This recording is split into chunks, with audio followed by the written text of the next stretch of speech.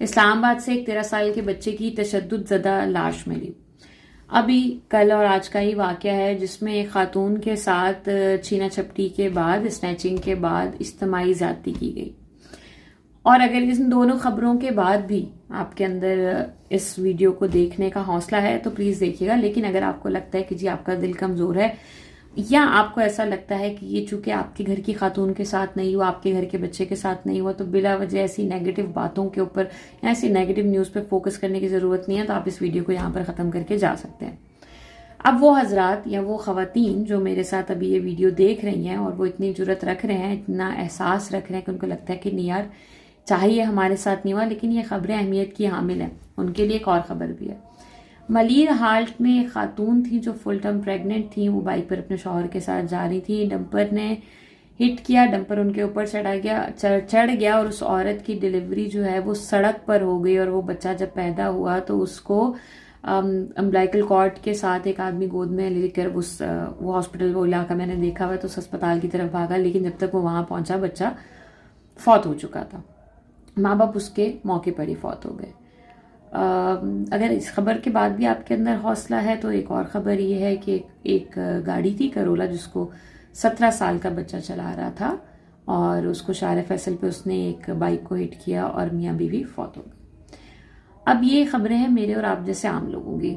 कल एक और भी नया नाज़िमाबाद के बाहर जो है वो मंगोपी रोड पर भी टैंकर वाले ने बाइक वाले को मारा और बाइक वाला जाँ बहक हो गया। ऐसी बहुत सारी खबरें, रमज़ान है, आज जुम्मतुल विदा है, रोज़ाना सुनते हैं। कभी टीवी ऑन होता है ना तो बंदा थोड़ी देर को कहता है टीवी बंद कर दिया करो, इतने डिप्रेशन ज़्यादा न्यूज़ सुनने को दिल नहीं करता। अगर इन खबरों के बाद भी आपके अंदर हिम्मत है तो थोड़ी सी और सुनिए। रमज़ान का महीना है, एक शख्स ऐसा जिसको मैं बहुत करीब से जानती हूँ। बहुत सारे लोग तो ऐसा होता है ना, हम जब दूर से देख रहे होते हैं, मुझे लगता है यार इनके साथ हुआ, हमारे साथ थोड़ी होगा। लेकिन ना अब वो हल्का तंग होता जा रहा है। बड़े हमारे करीब करीब के लोग हैं। फरहान साहब की बात कर रही हूँ जो रफ्तार के CEO हैं। मैंने उनको बड़े करीब से देखा है। जिस ऑफिस पे रेड हुआ है वहाँ पर भी मैं कभी गई हूँ, बहुत दफ़ा मैंने देखा है। वहाँ मुझे नहीं लगा कि ऐसा कुछ जो है ना वो गैर इखलाकी कुछ होता है, मुल्क के ख़िलाफ़ कुछ होता है। उनकी वीडियोस भी मैंने देखी, इनके कहने के बाद दोबारा भी देखी। उनको जो है वो रमज़ान के महीने में ही जो है वो बुलाते हैं, फिर 6 घंटा वेट कराने के बाद उनको जो है ना वो अरेस्ट कर लिया जाता है। आज जुम्मतुल विदा था, अभी तक उनकी बेल की जो है ना वो हेयरिंग नहीं हुई है और आज बेल रिफ्यूज़ कर दी। उन्होंने कहा जी हम बताएंगे। उसके बाद देखने में आता है वहीद मुराद जो सहाफ़ी हैं उनको उठा लिया गया। फिर बहुत से लोग नीचे कह रहे होते हैं कि अरे यार अगर आपने ये सारी बातें करनी है, आप बाहर मुल्क जाके बैठें, फिर आप बातें करें, फिर आपको कोई नहीं उठा सकता। फिर मुझे याद आता है कि अरशद शरीफ बाहर जाके बैठे थे और जिस तरह से उनको शहीद किया गया, अल्लाह ताला उनको जन्नत नसीब करे, वो मेरे आपके सबके सामने था। तो फिर हमें अंदाज़ा होता है कि नहीं, हम बाहर जाके भी महफूज नहीं हैं। अच्छा, अगर आप इन सारी खबरों से भी निकलते हैं तो फिर हम देखते हैं कि आधी आवाम वो है जो फ़लस्तीन के लिए आवाज़ें उठा रही है, जो कहती है जो प्रोडक्ट्स का बाइकआउट हुआ है उनका बाइकआउट करो। अब बाइकआउट नहीं कर सकते किसी भी अनअवॉइडेबल रीजंस की वजह से। आपको लग रहा है कि नहीं जी मैं इस्तेमाल ही करूँगा, तो एटलीस्ट उसका प्रचार ना करो। सही है ना, आप गलत कह रहे हैं, ठीक है, आप उसको कम से कम पब्लिक ना करें, आप पब्लिकली उनको डिफेंड ना करें। वो लोग वीडियोज़ भी डाल रहे होते हैं। लेकिन उसके बाद आपके माशरे के अंदर एक तबका ऐसा है जो इन्फ्लुएंसर्स हैं, ब्लॉगर्स हैं, फैमिली व्लॉगर्स हैं, वो बड़े धड़ल्ले के साथ वो पूरी लिस्ट जो बाइकआउट में है उनका बैठ के प्रमोशन कर रही होती है, उनका डिस्प्ले कर रही होती है, उनकी कंपेन कर रही होती है। आपके जो एक्टर्स एक्ट्रेसेस हैं जिनको आपने सेलिब्रिटीज़ बनाया हुआ है और आपने उनको सर पे बिठाया हुआ है, आपके जो फैमिली व्लॉगर्स हैं जो आपकी वजह से, मेरे और आपकी वजह से, क्योंकि हम वो मटेरियल देख रहे होते हैं, कंज्यूम कर रहे होते हैं, उसकी वजह से वो लाखों करोड़ों कमा रहे हैं, वो बैठ के उन सारी बायकॉटेड जो कंपनीज हैं उनको जो है ना उनकी कैंपेन चला रहे होते हैं, पब्लिसिटी की एडवर्टीजमेंट कैंपेन चला रहे होते हैं।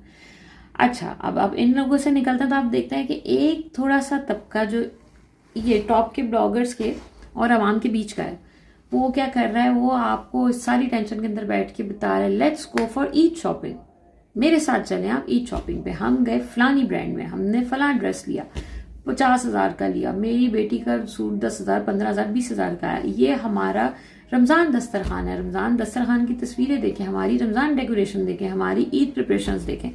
चलें जी, आधी आवाम ईद प्रिपरेशंस देख रही है।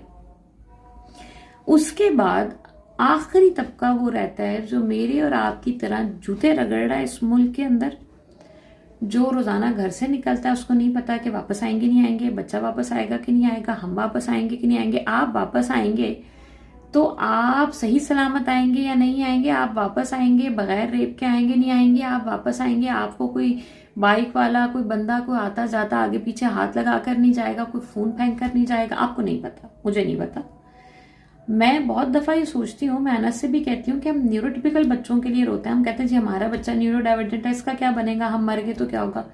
ओ यार, यहाँ न्यूरोटिपिकल बच्चों का क्या बन रहा है, क्या बन रहा है। जिस बच्चे के साथ ज्यादती करके उसको तशद्दुद का निशाना बना के मार दिया, वो 13 साल का बच्चा था। अरसलान का जो नॉर्थ नाज़िमाबाद से ये जो गार्डन के जो फ्लैट में था, जो बच्चा अगवा हुआ, उसके बाद उसको जान से मार दिया गया, आज तक नहीं पता चल सका कि उसका जिम्मेदार कौन था। और मजे की बात मैं आपको बताऊं, जिन दिनों गार्डन में वो बच्चा अगवा था, मीडिया उसकी कवरेज करने के बजाय क्या कवरेज कर रहा था। गार्डन में वो अमेरिकी खातून आई हुई थी अपने बॉयफ्रेंड के चक्कर में, वो वहां बैठ के करती थी, पूरा मीडिया पूरी पुलिस उसकी प्रोटेक्शन पे थी। चाहे वो हमारे फलाही इदारे हों जो हमारी औरतों को उनसे बात करना, जो इदारों का फाउंडर होता है ना, मैंने बहुत करीब से देखा हुआ है, वो आम औरत जो उसके इदारे में आती है ना, उससे बात तक नहीं करता। वो जो मतलब वो उसको इस काबिल नहीं समझता, और जब वो उनको रखते हैं तो ऐसे लगता है जब हमने उनके सर पे एहसान किया है। वो बैठ के अमरीकी खातून को जो है वो पूरी पूरी रात बर्गर और इंटरनेशनल चेन के वो खाने खिलाते रहे। तो ये हमारे मुल्क का हाल है, ये हमारा हाल है। जो कौमें यकजहती नहीं दिखाती, जो कौमें गैरत का मुजाहरा नहीं करती, जो कौमें इर्तिका की तरफ नहीं जाती, जिन कौमों के अंदर यकीन जाने इसका शायद एक या आधा वाकया किसी गैरतमंद कौम या गैरतमंद मुल्क के अंदर हुआ होता तो हिल जाता वो माशरा। मैं और आप माशाल्लाह से ऐसे इम्यून हो गए हैं कि हम चैनल बदल देते हैं।